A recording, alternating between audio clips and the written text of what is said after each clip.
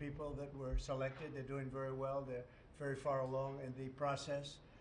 And they're going to each introduce themselves and talk about the country that they're going to.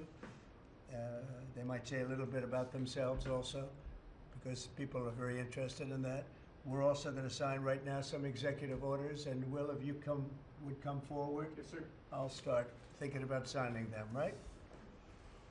A few things for you today, sir. First, we have a pardon for Devon Archer.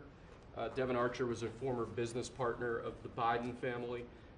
He's was prosecuted relating to a fraud investigation, but notably the tone and tenor of that prosecution changed dramatically after he began to cooperate with congressional investigators and serve as a witness against Hunter Biden and the Biden family. We believe that was an injustice, and therefore we're asking you to pardon him.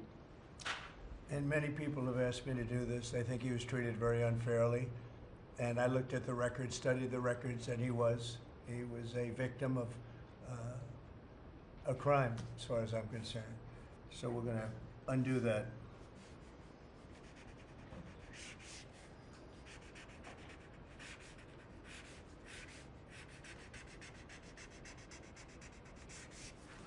All right.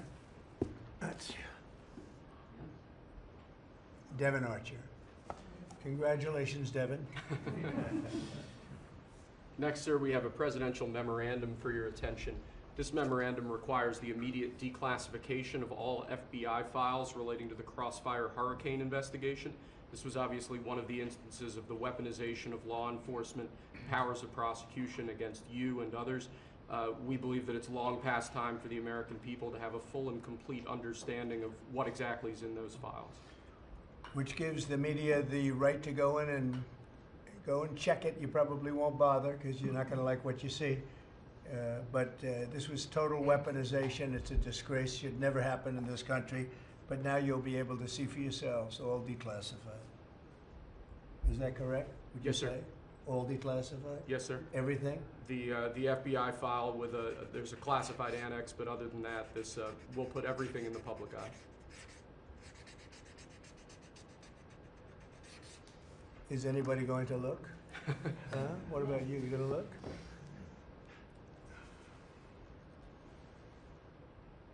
And frankly, the FBI should be ashamed of themselves, and so should the Department of Justice, and so should Biden. Okay?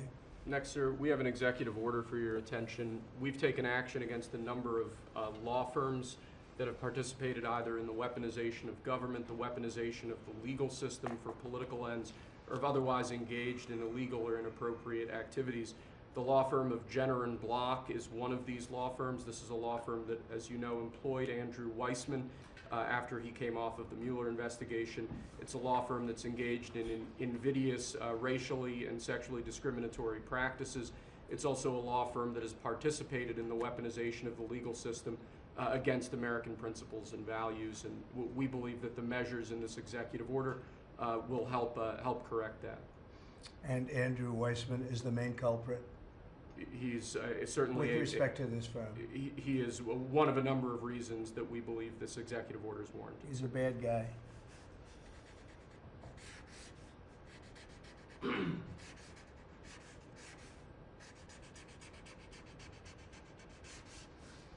Okay.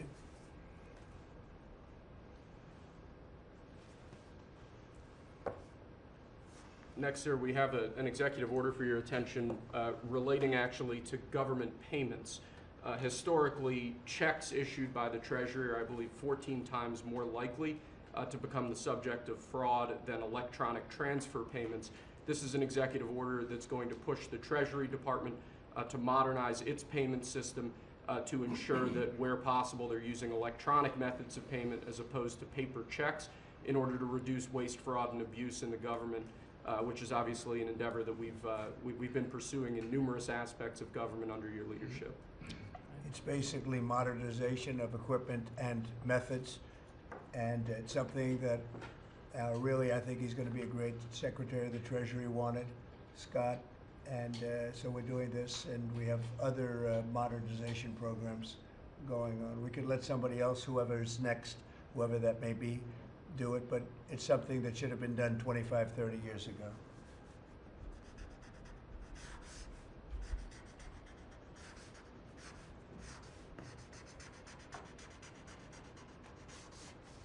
Okay.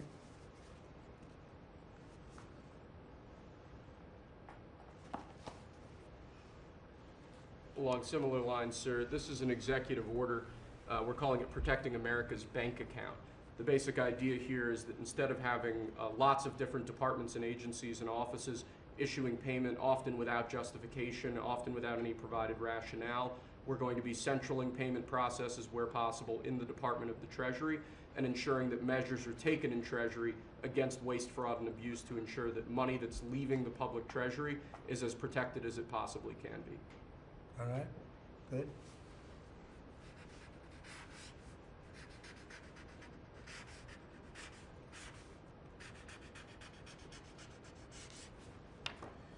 Many of these things should have taken place decades ago or longer. Lastly, sir, we have an executive order for your attention on the very important subject of election integrity.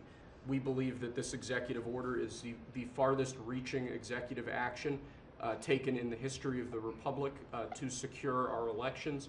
Among numerous other aspects of this executive order, this is going to cut down on illegal immigrants on the voter rolls, ensure that the Department of Homeland Security and the data that they have available is being fully weaponized to ensure that illegal immigrants aren't voting. This will include a citizenship question on the federal voting form for the first time. This executive order instructs the EAC to cut federal funding to states that don't take reasonable steps to secure their election. This calls on the Department of Justice to vigorously prosecute election crimes, particularly in states that we don't believe are in compliance with federal law around election integrity. I could go on for a while, sir, but compliance with National Election Day rules, cracking down and investigating and prosecuting foreign interference in our elections, revoking President Biden's Executive Order 14019, which essentially weaponized government to corrupt and pollute our election process. There's a lot in here, but we believe that these are very important steps that we need to be taking as an administration at your direction to ensure that our elections are as secure as they possibly can be. Okay, you all understand that? Yes? Mm-hmm. Election fraud, you've heard the term. We'll end it, hopefully.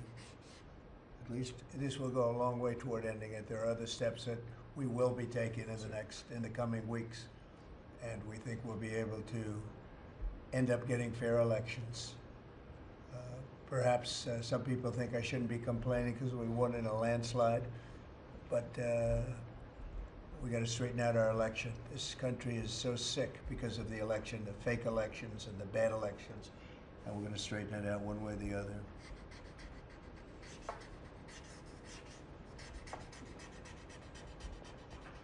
And it's an honor to sign this one. To sign all of them, but to sign this one is a great honor.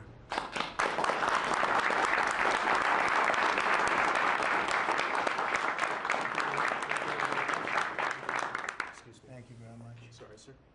So we're going to go around the room a little bit quickly, and we're going to introduce these very outstanding people. They've had, in all cases, outstanding careers. They're very incredible people that are going along as rapidly as the system can go along. We're ahead of, I guess, anybody else thus far. So I want to thank John Thune. He's done a very good job, and the whole Senate. We're being delayed as much as possible by Democrats, but that's standard. It gets to be just standard. But the process is moving along very quickly. So, Sergio, just say hello, and then we'll introduce everybody. Absolutely. Sergio Gorham, Director of Presidential Personnel. It's been an absolute pleasure getting to know every one of you every step this way. As the President said, we're at a record pace. We have more nominees today from the Senate than at any previous point, over 70. And that's a record in 2 months. And we're proud of that, and we're determined to ensure the world has America First patriots in all of our posts. Charlie? Charles Kushner. I'm going to France and Monaco, and proud to serve under the greatest president of our country. Very proud to serve. Thank you. Thank you, Charlie. James Blair, honored to work here in the White House as Deputy Chief of Staff. And Mr. President, I think that all of these successful people would want to go serve the United States under your leadership as a testament to your vision and leadership. Thank you, James. I'm David Perdue. I'm going to the People's Republic of China. And it's my honor to represent President Trump, people of America, and represent our interests and values in China. I'm Leah Campos. I'm going to represent the President in the Dominican Republic. Mr. President, thank you for the honor to serve you in the Dominican Republic. Thank you. Thank you. Mike Waltz, National Security Advisor. Look forward to working with every one of you on behalf of the President, his leadership, and the American Thanks, people. John Arrigo. I'm going to the Republic of Portugal, and I'm very excited to do so and serve what I consider one of my closest friends and one of the best presidents this country has ever had. Thank you. Kevin Cabrera, nominated to be Ambassador to Panama. It truly is an honor, President, to be part of your administration. Thank you. Tom Barrett, nominee to the Republic of Turkey. Delighted and honored to be with you, Mr. President, in that host country, which is one of the most ancient in civilization, is in search for your peace, prosperity, and security program. Thank Good you. place. Mr. President. Good leader, too. Yeah, Mr. President, thank you. It's an honor. I'm Pete Hoekstra, you know that. Yeah. But I am going to Canada. Ooh. I look forward to serving you in Canada and your agenda. And you do a great job. Thanks, Steve. Juan Johnson, sir. Thank you for the nomination to represent you and the United States to the United Mexican States. And I'm really encouraged by some of the conversations you've had with President Sheinbaum recently and to the increase in support that we've seen out of her government along our border on the important issues. So thank you, sir. They have stepped it up a lot. Yes, sir. Mexico and Canada, so see how it works, right? Yes, sir. Thanks. Matt Whitaker from Des Moines, Iowa. I'm proud to, as soon as I'm confirmed, go represent you at the North Atlantic Treaty Organization. Good. Thank you, man. George Glass on my way to Japan. Previous administration, I served for you in Portugal. It is a great honor to be able to do this the second time. Thank you very much for the opportunity. Thank you, George. President Trump, my name is Ken Howry. I'm your nominee to be Ambassador to the Kingdom of Denmark, a very close partner and ally. I served for you last time, the Kingdom of Sweden. I want to thank you for the faith you've placed in me as your nominee to Denmark. Thank you. Thank you very much. President Trump, thank you for the honor of a lifetime. My name is Stacy Feinberg, and hopefully I'll have the honor of serving in Luxembourg. And I think that this is the greatest presidency and the greatest time in history, and it's all because of you. Thank you very much. Nicole McGraw, nominated to serve in Croatia, and it's such an honor to be here with you today and to serve you and the American people. Thank you. Thank you very much. President Trump, thank you very much for your nomination to the Republic of Chile. And let me tell you, Border Patrol agents are so thankful for everything that you've done for them. But it's a great. Knows more about the border than anybody. I want to tell you. Thank you. President, it's a great honor. Thank you very much. Good afternoon, Mr. President. Brian Birch. If I'm confirmed, I'll be representing you at the Holy See. And Catholics are very proud of your work. Your team is doing an excellent job, so thank you. Very honored to serve. Thank you very much. Mr. President, thank you again for the honor, the greatest privilege. My name is Summer Sparkus. I will serve this great man at the Republic of Malta. Thank you, sir. Thank you, Mr. President. Joe Popolo from Dallas, Texas. Very proud to serve you at the Kingdom of the Netherlands, the very first country to recognize the United States 250 years ago. Thank you. Thank you. Mr. President, if I'm confirmed, I will be representing you in the state of Israel. It will be an extraordinary honor, and you've done more for Israel than any president in any time of its history, and we are grateful. And I'm hoping I'll get to be there by Passover. Thank you, Mike. And Mike is an outstanding guy. They all are. And Mike, I think he's going to do wonders for Israel. He actually probably gets along with both sides, and that'll be interesting to see. But the world is watching you, Mike, so good luck. Thank you, President. Good luck. You're going to do well. Thank you very much. Mr. President, thank you for this great honor to serve the Republic of Italy and San Marino. I'm so looking forward to going over there and working with that great ally, and for the pleasure to serve you. Your staff has been great working with us and have done a great job, and we really appreciate them. Thank you, sir, for pushing this along. And have a good time. A really good time. I'm Warren Stevens from Little Rock, Arkansas, and I have the honor to represent the President and the United States at in Great Britain and Northern Ireland, and to be chosen to go to such an important ally of ours is, I know, sir, and I'm looking forward to it, but thank you for the honor. You're going to do fantastically. These are tremendously successful people, and you two guys, and then you add on Mike. I think they have a little more money than Mike, but he's got some other advantages. He's got some other, like upstairs, he's got some big advantages. Yeah, he does. It's very exciting. It's really exciting to have all of you. Would you have any questions, media, for the people that you just saw? So outstanding, and I thought it would be nice to bring them before you. And so if you have any questions, please. I wanted to ask about the talks in Saudi Arabia. It sounds like you made some progress on a Black Sea ceasefire. Could you update us on that? What happens now? So we've made a lot of progress on two fronts, on both sections that we call them sections, but they're much more than that, Russia, Ukraine, and also the Middle East, and we'll see what happens. We're in deep discussions with Russia and Ukraine, and I would say it's going well, but it's a situation we should have never had to even think about, should have never happened. And on the Middle East, that's been going on for a lot of years, centuries and centuries. It just keeps going, and we are making a lot of progress. So that's all I can report. But some very, very big talks are going, and detailed talks are going on right now on both fronts. Mr. President, you said that your national security advisor learned a lesson after a reporter... Wait a minute, excuse me, I didn't pick you. Go ahead, please. Mr. President, the ceasefire agreement that was broken today allows for third-party countries to help implement the agreement. What does that look like, and who's going to be involved? The ceasefire agreement? Yes, the Maritime ceasefire agreement between Russia and Ukraine. Well, they're going to get together. Look, it's they agreed to something, and it got broken. There's tremendous animosity. There's a lot of hatred, as you can probably tell, and it allows for people to get together, mediate it, arbitrate it, and see if we can get it stopped, and I think it will. That'll get stopped. What countries are you looking to work with, sir, to help implement and monitor that ceasefire? We have other countries involved, and they're involved very strongly in the process, and that'll be resolved. That's actually, as bad as it is, that's the least of the problems. So we'll get that resolved, and we are being aided by other countries too. Yes, please. Yes. Brian? Tomorrow, the subcommittee on DOGE is going to review funding for NPR and PBS. Now, every Republican president has always promised to take away this money that's going to these two public news outlets.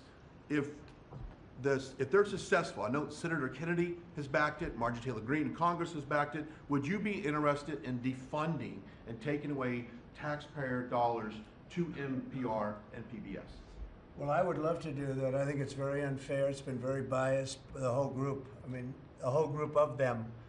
And frankly, there's plenty look at all the media you have right now. There's plenty of coverage. I was from a different age, and they spend more money than any other network of its type ever conceived. So the kind of money that's being wasted, and it's a very biased view, you know that better than anybody. And I'd be honored to see it end. We're well covered. Look at all the people that we have here today.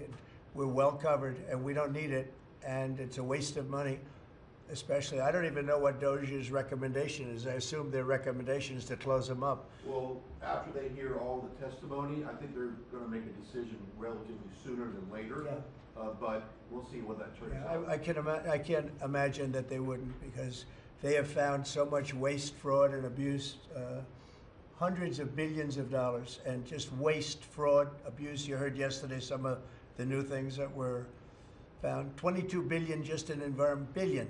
You know, if you had 22 million, Warren, it would be nice, but 22 billion put into environmental accounts. One was 2 billion into one account, Stacey Abrams, where they had $100 in the account, and just before I came in, they put $2 billion.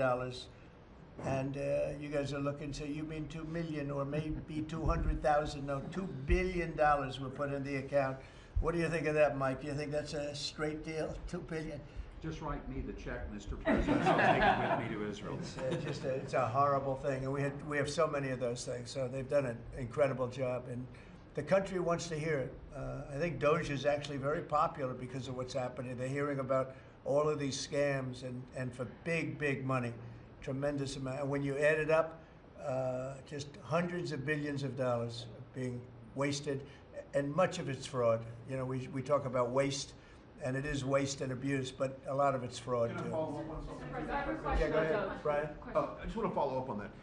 If Planned Parenthood is defunded, would you look into the harvesting of baby organs that they've done throughout the years and maybe go after some criminal prosecution on that? Well, I think you're talking about a subject that is a heated subject, and we'll look into it. We're going to look into everything, but that's certainly a subject that's been debated for a long time, and we will look into it, yeah. Mr. President, Some senators have expressed hope that the White House will support a rescission package to codify some of the Doge cuts into law. Where does the White House stand on that? And are you making progress on that? Which package? A rescission package to codify some of the Doge cuts into law. You know what, it would be great. I think we're going to do that. I think they're going to do it. I think we're also going to be codifying a lot of the executive orders that we've done, which have been very popular. And we're looking at one, I will tell you right now, that I think perhaps will be controversial, but not with the people, and that's sanctuary cities. We're going to end sanctuary cities for some of these jurisdictions that aren't cooperating with law enforcement. They're guarding criminals. They're taking the rights away from the citizens of their state and their city. And we're going to be ending sanctuary cities if we find it necessary to do in certain major areas. And we may just end the entire thing altogether because it's just a way of protecting criminals. And nobody else is benefited by that. And for some reason, Democrats want to keep and they want to shield criminals from being sent back to their countries or being sent to prison. And in the meantime, the crime rate has gone through the roof. Under Biden, it was through the roof. It's starting to come down, but we're taking a lot of people out of here. So we may be presenting you very shortly with a executive order ending sanctuary cities. Mr. President, are you going to change any of the practices that your national security officials used after a reporter was inadvertently added to a group chat about attacks on Yemen? Well, I think it's a question I've been asked now, and I've given a few answers, and they've all been the same. We have an amazing group. Our national security now is stronger than it's ever been. We have had a very, very successful, numerous attacks on that area. These are people that shoot down ships, not only our ships, ships all over the world. They're shooting down right out of the water and damaging them badly, or they're going down. They're also shooting anything that happens to be flying in the area. We hit them very, very hard. There was no classified information, as I understand it. They used a app, if you want to call it an app, that a lot of people use, a lot of people in government use, a lot of people in the media use. And I think I'll ask Mike. Mike is here. Do you want to respond to that, please? Yes, Mr. President. You asked about lessons. I think there's a lot of journalists in this city who have made big names for themselves, making up lies about this president, whether it's the Russia hoax or making up lies about Gold Star families. And this one in particular, I've never met, don't know, never communicated with, and we are looking into and reviewing how the heck he got into this room. But I'll tell you what, the world owes President Trump a favor. Under Biden, global shipping was shut down. Pinprick attacks, months between them, our destroyers being fired upon dozens of times. President Trump took decisive action with his national security team, took out the head missileer, knocked out missiles, knocked out headquarters, knocked out communication sites. And for once, as we hear, as you all hear from every one of our allies, thank God for American leadership again. Thank God for American strength. You're welcome, and look, we had a national security team that was coordinating these efforts. As Director Radcliffe testified today, his first day on the job, he was introduced to this app on his government systems at the CIA and at the State Department and otherwise. So, look, this journalist, Mr. President, wants the world talking about more hoaxes and this kind of nonsense rather than the freedom that you're enabling. And a key part of our sovereignty is open sea lanes and knocking the crap out of terrorists which is exactly what your team and Pete Hegseth, a good friend and fellow veteran, is leading the charge on, and it's an honor to be a part of it. We had a very, very successful evening, and we've had numerous successful evenings and days in that area. The Houthis are absolutely on the run. The worst of them has been killed. This should have been done a long time ago by Biden, but Biden was an incompetent president. He couldn't do anything. He didn't know where he was going. He had no clue. This guy had no clue. This should have been done a long time ago. As they shoot missiles at ships, randomly shoot missiles at ships, and they make their own missiles. You know, this is not an incompetent group of people. They make their own missiles. They get the missiles also from Iran. It's an offshoot of Iran, another offshoot. You have Hamas, you have Hezbollah, you have the Houthis. You got a lot of stuff going on with Iran. And we sent a letter to Iran. You're going to have to be speaking to us one way or the other pretty soon, because we can't let this happen. But that's an app that a lot of people use, and somebody got on. I mean, happened to know the guy's a total sleazebag. The Atlantic is a failed magazine. Does very, very poorly. Nobody gives a damn about it. This gives it a little bit of a shot. And I will tell you this, that they've made up more stories, and they're just a failing magazine. The public understands that.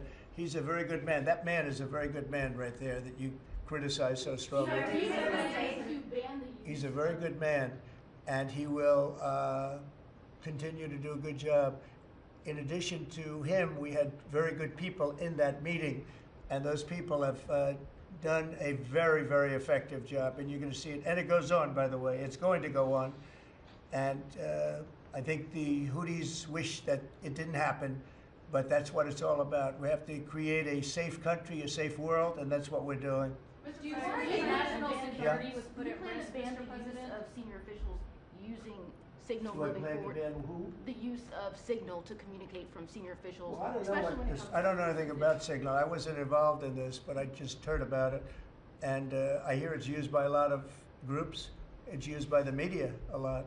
It's used by a lot of the military, and I think successfully. But sometimes somebody can get onto those things. That's one of the prices you pay when you're not sitting in the situation room with no phones on, which is always the best, frankly. But you know, the best is to be there. In fact, oftentimes I've been in fact, just last week I was in the situation room on something very important, and we had a couple of people hooked up by line, and I said, cancel the line. Sorry, fellas, what you do is we'll tell you all about the meeting, because I know people do get on those lines, whether it's Signal or anything else. Yeah. So are you going to change any procedures as a result of this?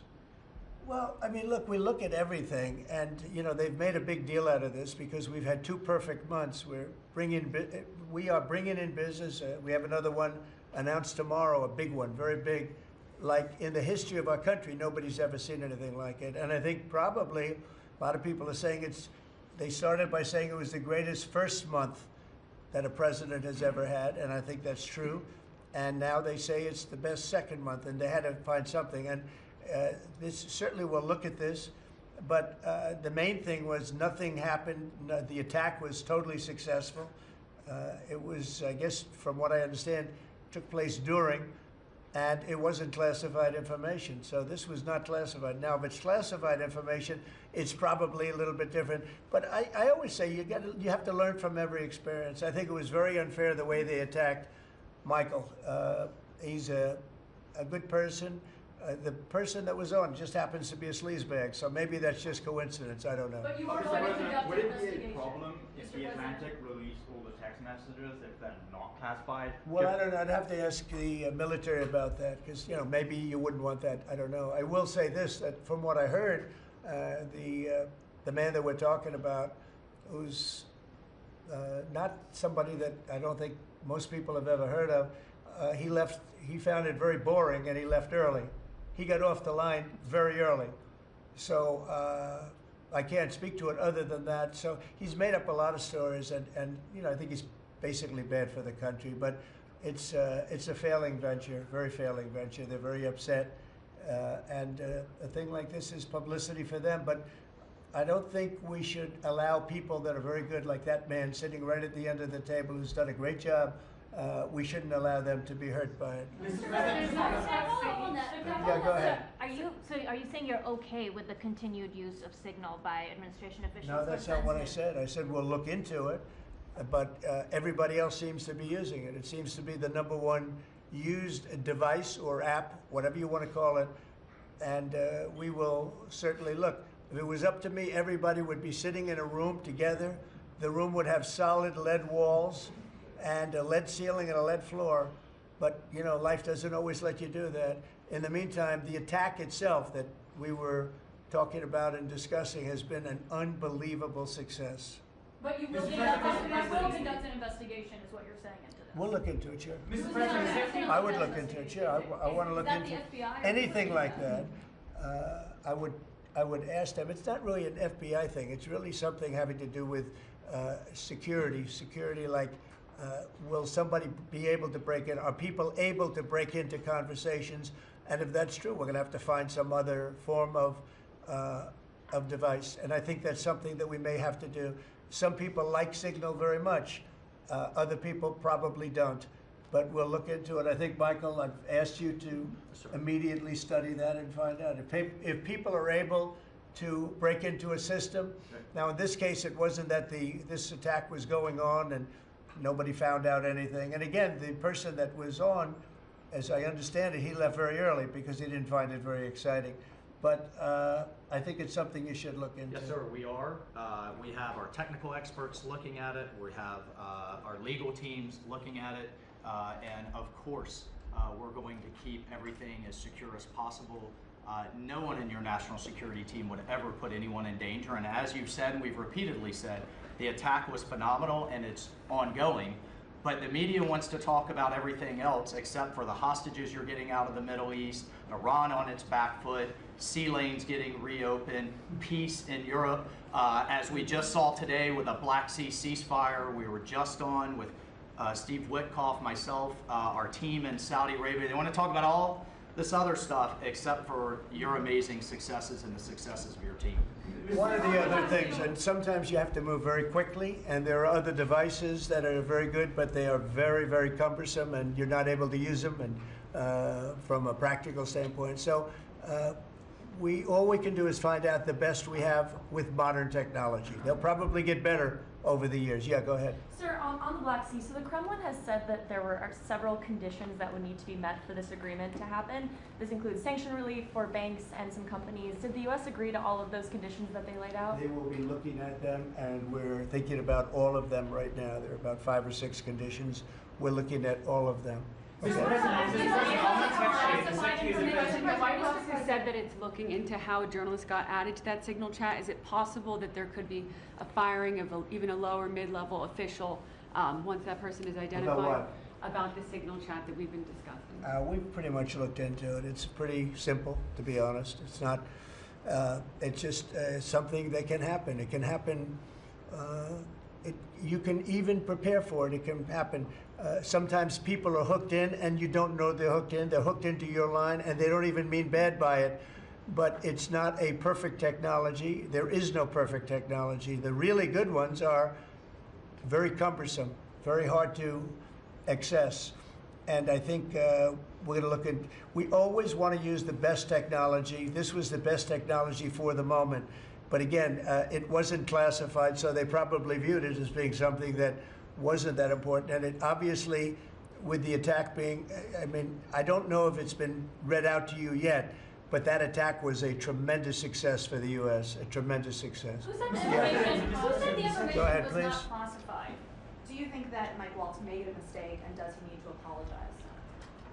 No, I don't think he should apologize. I think he's doing his best.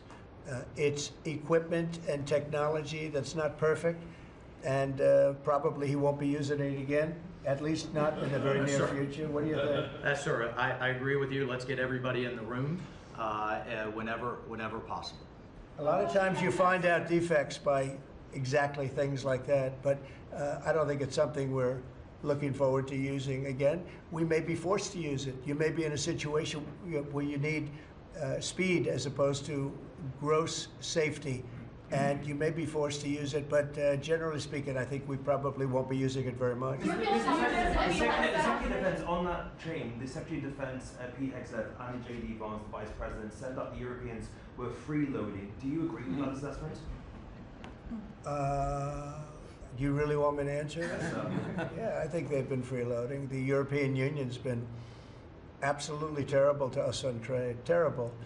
And as you know, NATO, I got them to pay hundreds of billions of dollars. They were way behind. And if you look even, if you look at Ukraine, so we're in for $350 billion because of Biden. Should have never happened, this war.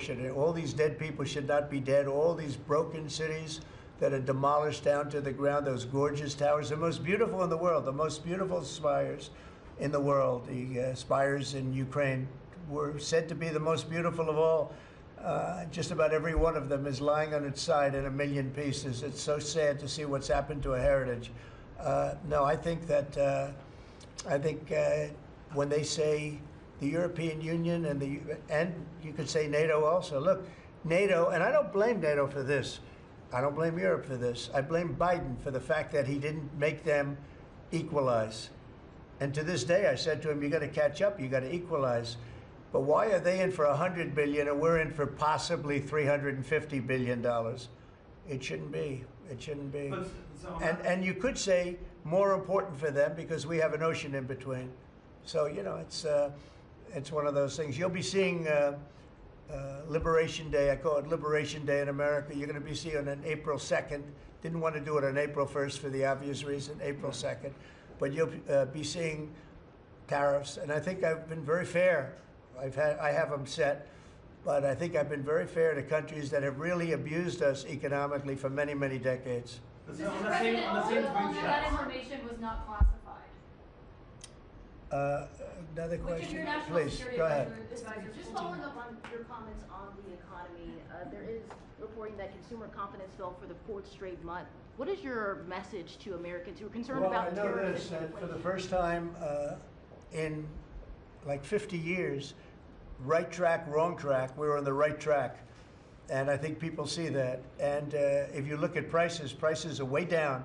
You know, when I first came here, the first time I met with you people officially, they were screaming at me about eggs. I said, I've been here for a week and I'm being yelled at about eggs.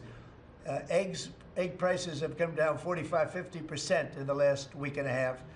And our Secretary of Agriculture has done a great job, as you know, Brooke.